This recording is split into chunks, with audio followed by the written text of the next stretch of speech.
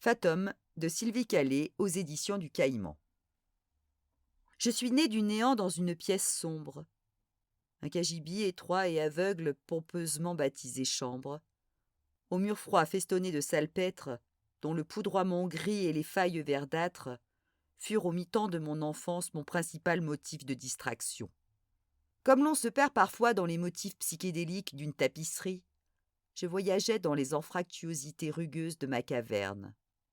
M'engouffrais dans l'échancrure des pierres laissées à nu, soufflais sur leur effritement pour envoler des miettes, me lovais dans les alvéoles cendreuses de la paroi, d'où sourdait une tendresse minérale et liquide, la seule qui m'était consentie. Du plafond cloqué perlait de temps en temps une larme de suie, doucereuse et compacte, que je tentais de cueillir avec la pointe rosâtre de ma langue depuis mon grabat de fortune, soupirant d'aise lorsque j'y parvenais. J'étais un bout de rien, une honte qu'on cache et dont on hésite à se débarrasser sans trop savoir pourquoi. Sûrement un vieux reste de morale chrétienne, serré à la baguette dans un chignon trop rêche. Samia. La femme au livre se vide de son sang. Couchée en chien de fusil sur le carrelage lustré de sa cuisine, elle halète comme un cabot exténué. Sa main droite tient son ventre, engoncé dans une couche de vêtements exagérément épaisse au vu de la température extérieure, comme pour l'empêcher de se répandre. Son deuxième bras est étendu à la perpendiculaire de son tronc. Dans sa main gauche, elle serre une grande enveloppe en papier kraft, boursouflée, maculée de marques sombres. À travers les taches transparaît un S majuscule calligraphié au feutre noir. Samia reste sans bouger comme anesthésiée. Elle pressent que dans très peu de temps, elle va se mettre à trembler, paniquer, hurler peut-être. Elle sait qu'il lui faudrait venir en aide à sa voisine de palier. Là, maintenant, appeler les secours. Elle n'ignore pas que son temps de réaction est crucial. Elle comprend aujourd'hui à son corps défendant le sens du mot « pétrifié », relatif à une certaine méduse, dixit sa prof de français. Et elle, les oreilles distraites pendant le cours, car autant découvrir de nouveaux mots et les faire rouler dans sa bouche pour en goûter l'écho et en appréhender la texture la fascine, autant il lui arrive de décrocher quand sa jeune enseignante férue de mythologie se perd dans le labyrinthe des légendes grecques.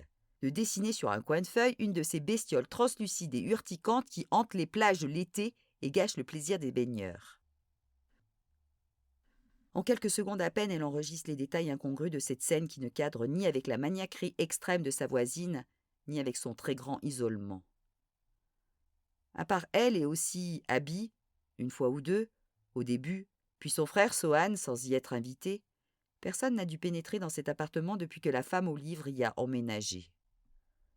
La chaise en plexi transparent renversée, les deux tasses et le sucrier en porcelaine blanche, intactes, disposés face à face sur la table de cuisine en stratifié gris, la boîte à thé en métal qui dégueule de sachets noirs et dorés, le couteau manquant dans le bloc en bois sombre posé sur le plan de travail en béton ciré. Nickel, comme à l'accoutumée et quasiment vide, à l'exception d'une bouilloire couleur argent et d'une tarte garnie de rondelles de citron présentée sur un plat à gâteau, rond, en perles de cristal. Or, contrairement aux femmes de son entourage, jamais Samia n'a vu sa voisine cuisiner pour quiconque auparavant, pas même pour elle-même. Et puis, il y a la petite ardoise synthétique qu'elle connaît bien. On dirait que quelqu'un l'a jetée au sol après l'avoir effacée à la va-vite au vu du dépôt noirâtre qui empoussière sa surface blanche. La femme au livre gémit, les yeux à demi révulsés. Son sang forme à présent une nappe sombre qui rampe vers Samia. Contrairement à d'habitude, car malgré sa frilosité maladive, Madame Henry est toujours en manque d'air. La fenêtre de la cuisine est fermée et la pièce sature d'odeurs peu compatibles entre elles.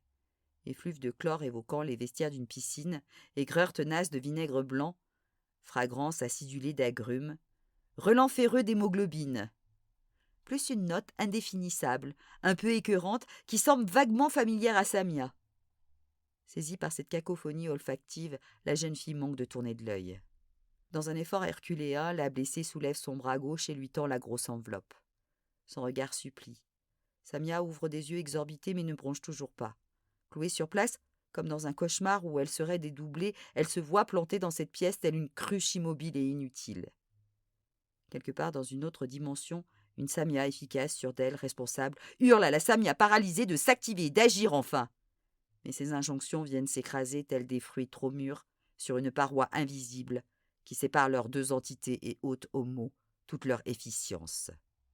Soudain, l'idée terrifiante qu'un assassin est peut-être caché là, dans cet appartement, prêt à lui régler son compte à son tour, frappe l'adolescente au plexus. Souffle coupé, sueur froide, jambes flageolantes. Voilà que de potiche elle se transforme en flanc.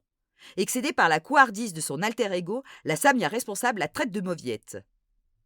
Mais c'est un de ces mots désuets que la Samia tétanisée affectionne, malgré son acception. Un mot mauve, un mot miette, un mot qui sonne petit et gai, moineau et carillon, bien plus émouvant que les grosses fiottes, lopes ou autres branleurs branleuses glapis à longueur de journée dans la cité qui jouxte son quartier. Pas de quoi la vexer donc, ni hélas, la faire réagir. À terre, sa voisine gémit de plus belle. Une grosse larme stagne sur sa joue sèche, telle une cloque. Si Samia n'était pas déjà scotchée, elle le serait à présent.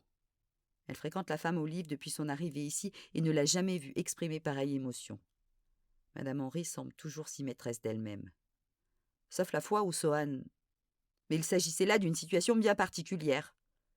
Les lèvres de la victime, deux flétrissures pâles piquées de taches mauves, découpent dans l'air un « s'il te plaît » muet. Puis son bras tendu retombe lourdement sur le sol, vaincu. Sa main s'ouvre, laissant échapper l'enveloppe. Brusquement rendue à la vie, Samia s'approche de la victime ensanglantée, saisit la pochette papier et détale jusqu'à chez elle, juste en face. L'appartement familial est désert en ce début d'après-midi. Mère au boulot, grand frère traînant elle ne sait où, ou du moins elle croit savoir mais préférerait ne pas, petite sœur au collège, pour quelque temps encore. Son père, Amar, ça fait longtemps qu'il a mis les bouts, malgré l'amour qu'il portait à la petite, à en rendre jaloux les aînés, qui n'ont jamais senti vibrer en lui la fibre paternelle. Le bled lui manquait trop, paraît-il. Là-bas en Algérie, un de ses frères l'attendait pour bosser dans l'épicerie familiale. Il n'aurait plus à se lever à l'aube pour mendier du boulot sur des chantiers douteux. Au début, il apprit quelques nouvelles des enfants par téléphone. De Myriam, surtout. Puis plus rien. Incompatibilité d'humeur, a dit Sabine, la mère de Samia. Fin de la discussion. Le divorce n'a été prononcé que récemment. Avec un conjoint à l'étranger, la procédure se complique. Mais ça y est, c'est fait. En revanche, pour la pension alimentaire, on repassera. Va falloir serrer la ceinture, encore un peu plus. L'enveloppe coincée tant bien que mal entre ses genoux qui s'entrechoquent, la respiration saccadée, l'adolescente s'évertue à fermer la porte d'entrée de l'appartement familial à double tour, se pince un ongle, retient un cri. Elle a toujours dans l'idée qu'un assassin est peut-être à ses trousses.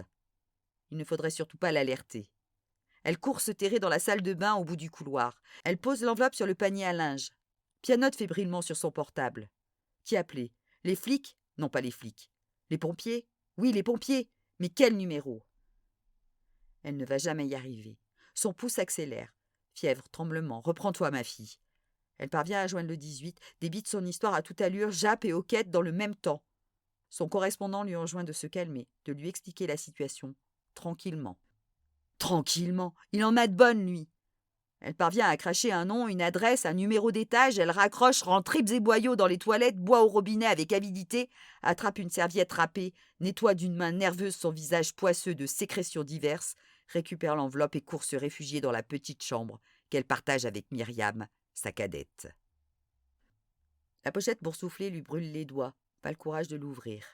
Elle la glisse sous son oreiller bleu azur, se ravise, la planque dans le tiroir de son bureau imitation pain, sous une pile de classeurs scolaires aux couleurs vives. Elle se jette sur sa couette, azur, elle aussi.